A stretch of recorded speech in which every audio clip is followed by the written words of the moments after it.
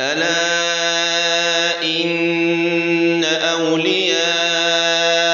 الله لا خوف عليهم ولا هم يحزنون الذين آمنوا وكانوا يتقون لهم البشرى في الحياة الدنيا وفي الآخرة لا تبديل لكلمات الله ذلك هو الفوز العظيم ولا يحزنك قولهم إن العزة لله جميعا هو السميع العليم ألا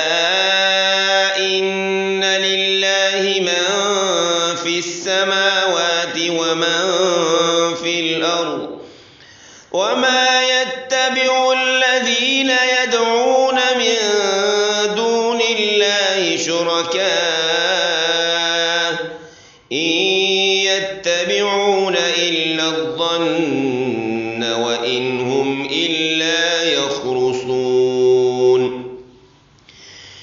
هو الذي جعل لكم الليل لتسكنوا فيه والنهار مبصرا إن في ذلك لآيات لقوم يسمعون قالوا اتخذ الله ولدا سبحانه هو الغني له ما في السماوات وما في الأرض إن عندكم من سلطان بهذا أتقولون على الله ما لا تعلمون قل إن الذين يفترون على الله الكذب لا يفلحون متاع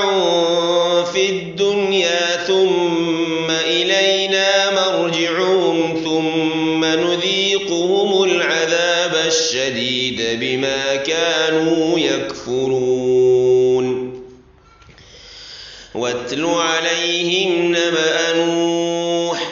إذ قال لقومه يا قوم إن كان كبر عليكم مقامي وتذكيري بآيات الله فعلى الله توكلت فأجمعوا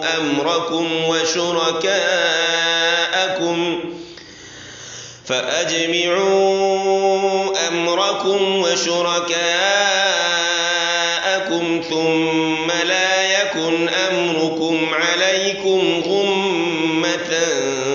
ثم قضوا إلي ولا تنظرون فإن توليتم فما سألتكم من أجر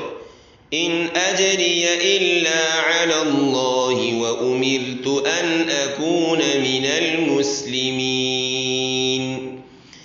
فكذبوه فنجيناه ومن معه في الفلك وجعلناهم خلائف وأغرقنا الذين كذبوا بآياتنا فانظر كيف كان عاقبة المنذرين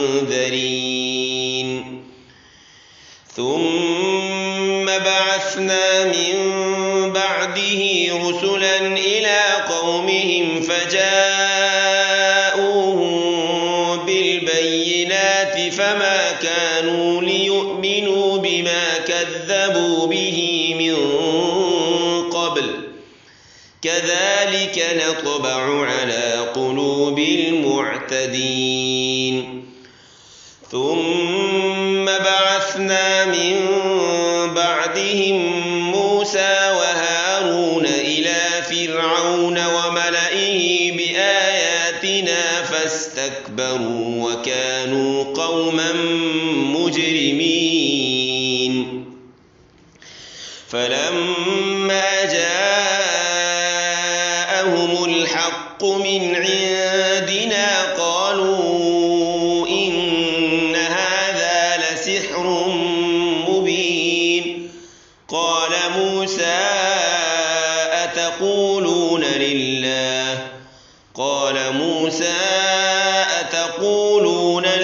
بالحق لما جاءكم أسحر هذا ولا يفلح الساحرون قالوا أجئتنا لتلفتنا عما وجدنا عليه آباءنا وتكون لكما الكبرياء في الأرض